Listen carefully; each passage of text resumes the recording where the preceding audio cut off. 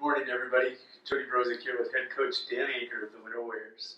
Playoff night again tonight, Dan. Exciting. And we have a common opponent, a familiar opponent, coming to town. Before we get to that, let's talk about Lee Deadwood. I thought you guys played a great game. We did. I wouldn't say we were frustrated. We struggled running a little bit early. They were probably a little more physical than we thought, and they really packed 9 guys in the box no matter what we did. We'd take receivers out, and they'd just bring free safeties over, and they were going to commit to putting 9 in the box. So first couple drives, we probably threw a little bit more than we thought, but we had some big plays out of there, which kind of helped, not necessarily really loosen them up, but maybe got the momentum on our side and questions in their brain, and whether they could stop us, and then we kind of got really flowing. But defensively was probably the big thing. 2 pick sixes by Jordan, and didn't really give them much of anything other than one play. I think you take the one play away, they probably have negative yards for the game, with including sacks and stuff. So I thought a really tremendous defensive effort when you figure 4 turnovers, shutting them down, not really allowing them to run the ball whatsoever, and then our offense needed to probably work on some play action. We had some good things happen on the play action game, and then not a lot of yardage, but when you onside twice, you fake punt twice,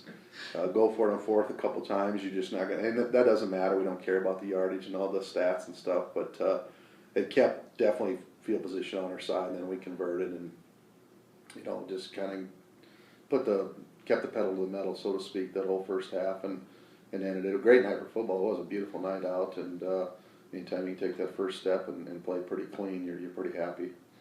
Lee Deadwood played to win. I mean, they threw everything. everything. I give them credit. I give them a ton of credit. They threw everything at us, and why not? I give credit to their coaching staff for, throwing everything they had. And I'm not sure they weren't even drawing some stuff up on the sidelines, which was good for us to see too. You just got to be ready for this stage of the game, and those things can certainly happen in tight games, key moments of the game, not getting tricked, all that stuff. So I give them credit for leaving it all out there, and that's what you want to do at this stage of the game, because there is still tomorrow.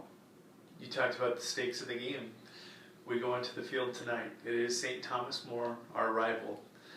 How have they changed? They now come into the game with 1 loss. We saw them back in late September, mid-September. It might have been early. I was thinking about that last night too. It's been a long time ago, it feels like. But how are they different?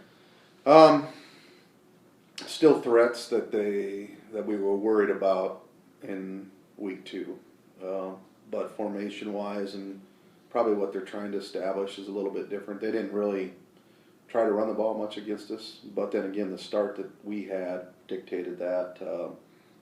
That's probably been our big focus this week before I really get to what they do with our guys is we can't expect and look up after first quarter and see it 24-0. That's just, we had a lot of things go right.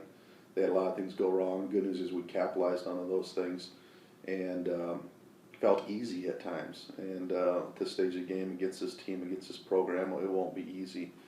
Since we played them, they went to a lot more double tight stuff, and we'll run and pass out of. They got 2 nice tight ends, and so they'll play action. We have to be really good focusing on our keys.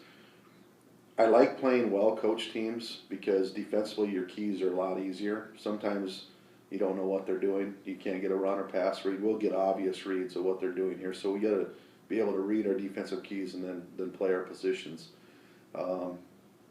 But not only the double tight eye, they do some unbalanced stuff very similar to what we did, some slide motion to get unbalanced sets, and then boom, you'll see double slot, you'll see spread, you'll see empty. So a lot of challenging things to prepare our defense for, mostly from a fine line. I guess to simplify it for our guys was to just understand this is where we need to be aligned, and then read your keys, play football, and that'll be a big part of it. But overall, nothing changes for us as far as what we feel the key to this game is, and I think I mentioned this when we played them in week 2. It's the same as it was 15 years ago when we started playing it.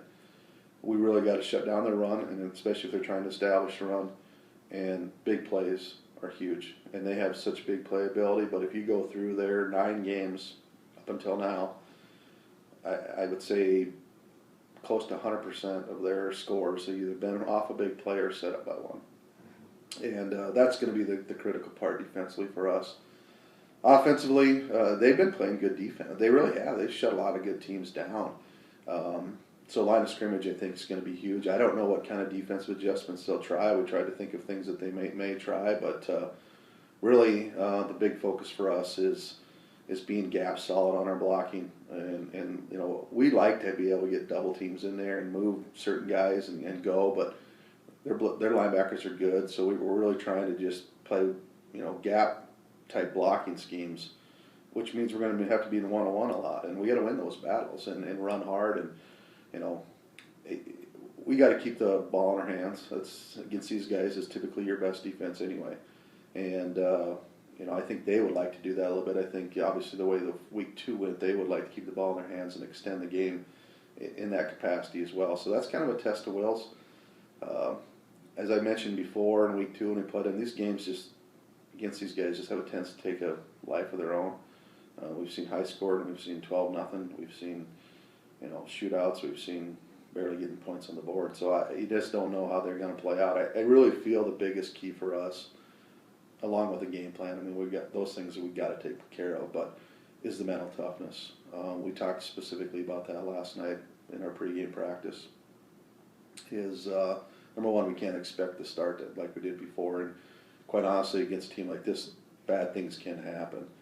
So where are we going to be when that happens? Are we going to continue to refocus and fight each play? And to me, that'll be the difference. And they're probably saying the same thing.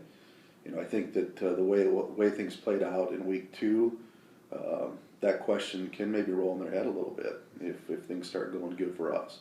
And if the roles are reversed, we can't allow that to happen. We just got to know to stick to our game plan, have some composure, and I'm talking about players and coaches. Stick to the game plan and keep doing what we do. And then, but fun, you know, it's a fun game with these guys anytime. But now you add the playoff. We've only seen each other in the playoff twice before this. Semifinals both times. Semifinals our first year we started playing them, and then 2008 here. We played them in the semifinals. So this is only the second playoff game that we've seen them. But that adds a little flair to it, and it's just exciting games, and that's what it's all about this time of year. So we're looking forward to it for sure. How does Halloween night fit into all this too? Actually, I've coached them. This would be my fourth Halloween night. It's weird how some of the playoff games will fall on it. This will be the third, and I've been in winter. But yeah, I don't know. Early game too, so. Trick-or-treaters might be getting the short end of the stick here. I don't know. They better get out early, hopefully. But I think we'll have a good crowd. It's going to cold week. Oh, it was cold up there practice-wise. This will be by far the best night of the week, and it'll be about the same as it was last week against Lee. Just a nice night for football, and which, you know, for them opens up the entire playbook. You know, if you get a little weather that's not really conducive to some of their empty sets and things like that, it may be to our advantage, but that won't be the case tonight. So we got to be defensively sound. Special teams can always have a big part in this role. It did last game. You know, they had a snap over the punt. They had a bad punt, gave us good field position, and you know, those are things we got to take advantage of. But physical. That's the name of the game for us. We really got to be physical, and that's what we hope to do. So you diagnosed our game, analyzed it for us. What's the 11B look at? The other 3 quarterfinals. Great games, I think, tonight. I really do think all of them will be really good games. McCook, Mobridge, you know, sometimes the advantage might be a little bit to the home teams. I don't know. McCook and Mobridge might be a shootout. Those teams have been putting points up.